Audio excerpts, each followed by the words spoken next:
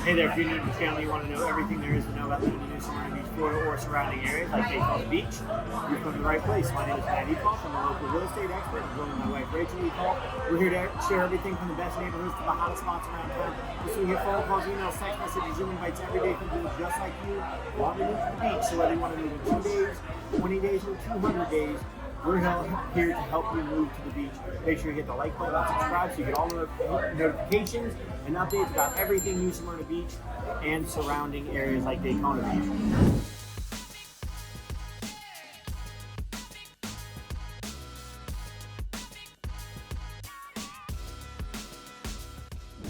Today we're doing pros and cons for Daytona Beach, Florida. We are in Daytona Beach right now. We are at Ocean Deck, right in the hotspot of Daytona Beach. The ocean is right behind us. We're in the first day of spring break, so it is busy. We are in a loud restaurant, but this is a really good restaurant. They're on one of these called River Deck, not Ocean Deck, in Smyrna Beach. River Deck's one of our favorite spots. I think we've actually done a video there before, I'm not sure. Oh, we did top 5 communities. I remember naming out the top 5 communities. So Ocean Deck is their sister restaurant, and it's got some different stuff, but also very similar food. The atmosphere is a little different here because we're actually sitting on the beach, but yeah, that one we're sitting on the intracoastal. It's great. It's really great. So we're here to talk about the pros and cons of living in Daytona Beach. So population 70,000 people, average median income, family income is 50,000. Average home is 350,000. But there's a ton of stuff to do here. Even though there's only 70,000 residents, there's a lot of stuff. There's a factory outlet. There is Daytona 500. There is a Bass Pro Shop. There is Super Target. There's LPGA International Community, which we have done a video in before. That's great. We got a Margaritaville community. We got FTC, which is Florida Tennis Center, a huge tennis and golf, a huge tennis facility. Huge outlet mall, yeah, we got a Buc-ee's. There's a lot of stuff to do in Daytona. There's also 8 million visitors that come here a year. It is considered the vacation, it is considered the most famous beach in the world. The world's most famous beach is the actual catchphrase, and also it's the spring break capital of the world, and we are in spring break right now. So let's go, I'm an eternal optimist, but let's go right into a con. I'm an eternal optimist, but let's start with the opposite. Let's start with con. This is not a quiet city to live in. I will tell you, LPGA International is right on the west side of I-95. That is super quiet, so is Margaritaville, but if you want to live beachside, I don't even know if you can hear me great right now. This is a loud place to live, and that's definitely going to be a con of living in Daytona Beach. It's not like Ormond or New Smyrna where it's a lot more quiet and quaint. This is a tourist destination, and it does There's always something going on. Yeah. All the time. There's either a festival, there's baking, or like the bigger occasion. There's just always something going on in Daytona. Yep. So, but again, I'm an eternal optimist, so let's go into the pros first. So, pro number 1 by far to me is the affordability of living. This is the 38th largest city in the state of Florida. Jacksonville is about an hour and a half north of us. Miami is about 3.5 to 4 hours south of us. Orlando is about an hour and a half, hour 15, hour and a half west of us. So we're nice and centrally located. But cost of living and affordability of living to be in a beach town is pretty phenomenal. So again, with an average median home of $350,000 and an average median household income of $50,000, to be able to live a beach lifestyle and be around things like Daytona 500 and outlet malls and Buc-ee's and all the other stuff that we have here, outdoor living, that's pretty incredible for a pro. I think so, yeah. Well, for me in particular, is because where we live in New Smyrna, we have boutique shopping, we have some of the major retailers over there, but we don't have everything. We're a lot smaller quaint town, and so I will often have this direction to be able to go to like the outlets or to get to like Super Target or just any of the larger retail, like your staple retail places. Yep. We go. Me and Ava just also came over here to do our big Costco run. They just opened a new Costco run in Daytona, and it is awesome. I love how. So yeah, we have this direction a lot. That's a pro.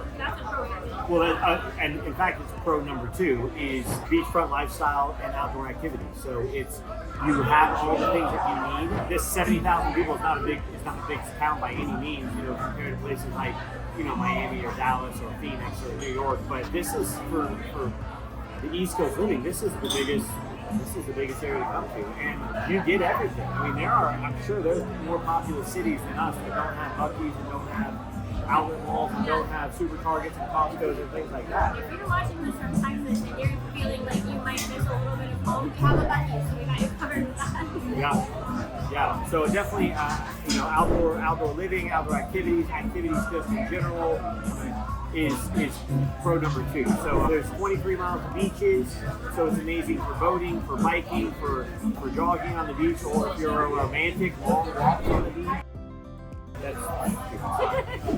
Long walks on the beach. There's fishing, kayaking, longboarding, you name it, you got it. So it's definitely all right here. So pro number 3, no income tax. Also, they're talking about no real estate tax, which is huge. So let me just talk about real estate tax for just a second. It's about 1.1% of the value of the home that you purchase for. So that obviously can be different depending on the purchasing situation. Obviously, if you get a VA or an FHA or a conventional loan, you're going to have to do an appraisal, because the bank's going to want to make sure they have security in their equity and they're leveraging their investment. So there's going to be an appraisal contingency. So just know that's going to be about 1.1%. So when you look on an MLS and you see, this only has property tax of $2,000 or $3,000, that's at the point that they paid for it and probably the last appraised value that they had.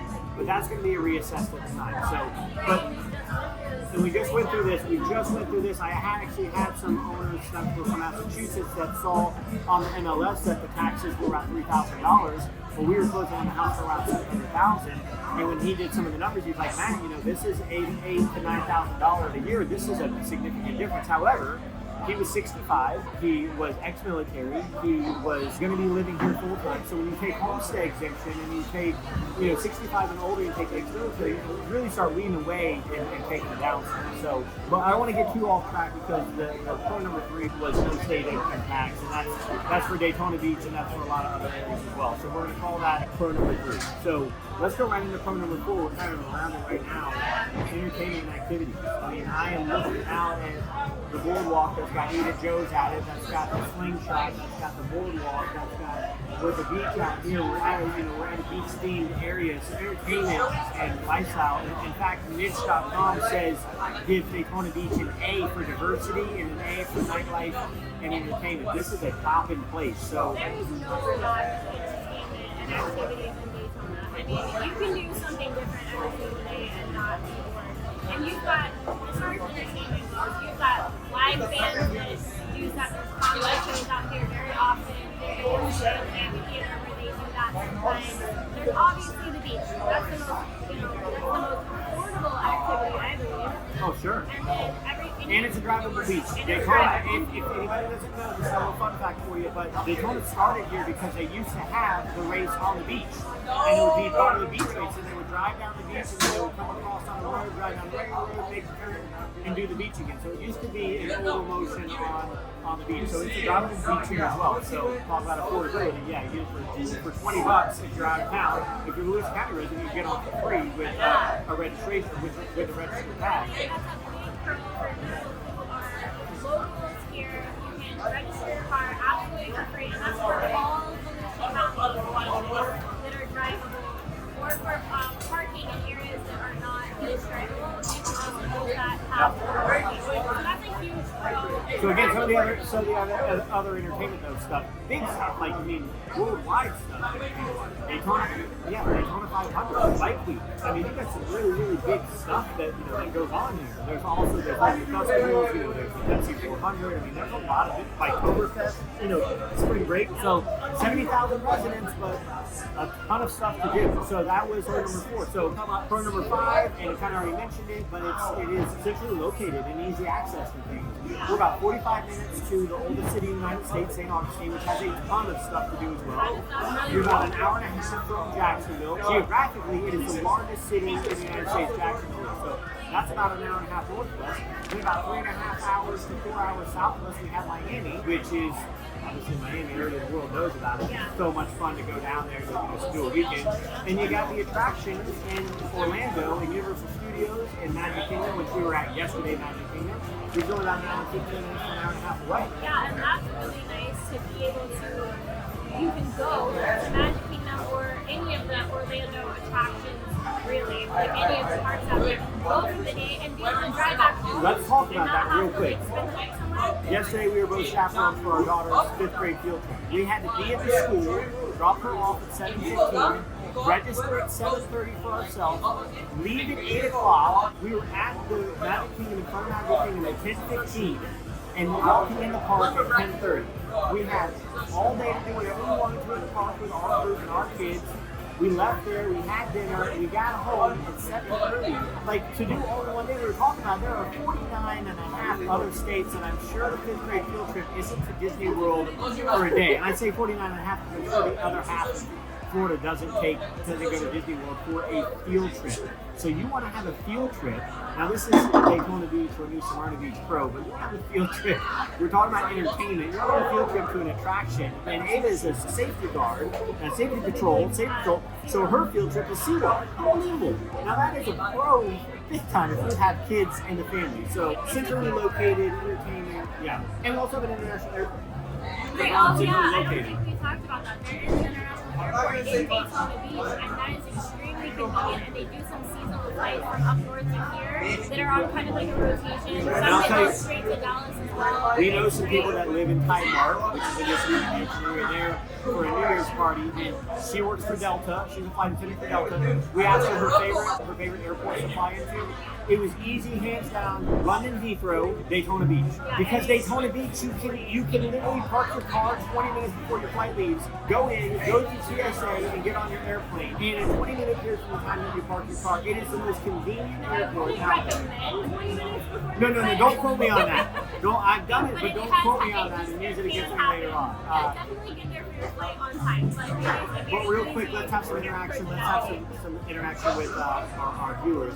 Tell me of a better airport that you know of out there that's super easy access. Because I'd love to know, because we do travel a lot. So if you know of one, let me know. So let's talk about, that was pro number 5. So let's talk about our 5 cons now. So con number 1, it's going to be, I know what's around us right now. It's going to be tourists. It's going to be crowded. There's 8 million people a year that visit Daytona Beach, whether it be spring break, Daytona 500, bike week, tourists. So spring break can be a big win. Speed week, heavy traffic, crowded beaches, a lot of idiots that don't know what they're doing. Our daughter, when we were walking around earlier, she's like, a lot of the stuff they don't take care of as well here. And that's true. If you live in an area that has a lot of tourists, you know that the tourists don't care about the city like the locals do. So for me, living in Smyrna Beach as a local, on one hand, I'm like, I love the small, clean town. I don't want to keep it local. I'm a real estate agent. I want you to come buy houses for me because that's my job. That's how I take care of my wife. I want people to see it and enjoy the things that we enjoy. But as far as it being a con, having the influx of people coming, you can look at it 2 ways. It's a con because it does get busy, and if that's not a lifestyle that you are into, then it's not for you. And it could be a pro for somebody if they want to be in the middle of the action all the time. If you're young and you want to be like doing something, not even if you're young, you just want to be out and have different places to go like every night of the week. This is 100% your lifestyle. Yeah, if you're not someone that likes to sit around and you want to do something new and you want a different mix and you get bored easily, this is definitely your place. Or it can also be your place if you want to live in Ormond or Port Orange or Ponce Inlet or New Smyrna, where everyone can still come here in a very quick trip because it is easy to get here. So, all right, let's talk about number 2, which this is debatable on number 1. I'm going to be honest. It's got higher crime rates in Daytona than most of the other areas. I was looking at some stats on Ditch.com, and it's double, triple, and quadruple some of the crime rates in Ormond and New Smyrna Beach. And a lot of that's because of the tourism as well, so that might be definitely related, but it's definitely a higher than average crime rate here. You got South Daytona, you have Holly Hill, those both fall into Daytona proper, as you like to say, that fall into that. And there's some not so great areas, so it's definitely something that you want to talk to me about. If you're thinking about moving to Daytona, you need to know the areas to live and not live. So I don't want to stay on that subject too long because it's not something I want to talk about because I'm an internal optimist. So let's talk about con number 3. this is a con anywhere you're at in Florida. Hurricane season. Hurricane in the weather. You're going to have, it's the middle of March, the second or third week of March right now. No, second week of March right now. We have gorgeous weather. It's in the mid-80s. It's beautiful outside. But I heard somebody say the other day on the news that we're only 90 days away from hurricane season. Like, even though we're not even in the spring yet, and this is officially spring break, we're less than 90 days away from hurricane season. That can affect us. But not as bad as some people think. We do have another video preparing for Hurricane Milton. And it's not as bad as some people think. We have a lot of time to prepare. It's not like wildfires or earthquakes or tornadoes or blizzards, or monsoons or tsunamis. You have prep time.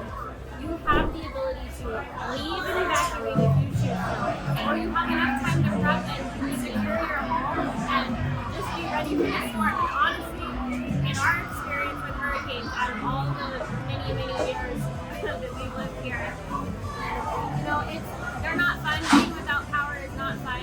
There are a lot of things that you can do to prep for that, whether it's prepping for food and supplies and lights, or just getting a generator. We're leaving. But getting a generator is also a huge option here, and a lot of our friends and family have generators just for that reason. Yep. So it's going to be a con anywhere and everywhere. So let's talk about number 4. We have a limited job market here. So now, I'll tell you the 3 biggest jobs. Volusia County School Board District is located in Daytona Beach. That's the number 1 employer. Halifax Hospital is number 2. And then Embry-Riddle University is number 3. But you have corporate for Nashville. And Daytona 500 is here. And you'll not have 1 Halifax Hospital, you have 2 Halifax Hospitals. And then tourism, of course. So, but it is limited job market, so you are going to have to probably do some traveling. And Daytona isn't really as close as some of the other places. If you live in Edgewater, for example, you can get to Orlando in an hour. You can get to Lake Mary in probably about 50 minutes. If you're in Daytona, That's around about 30 minutes.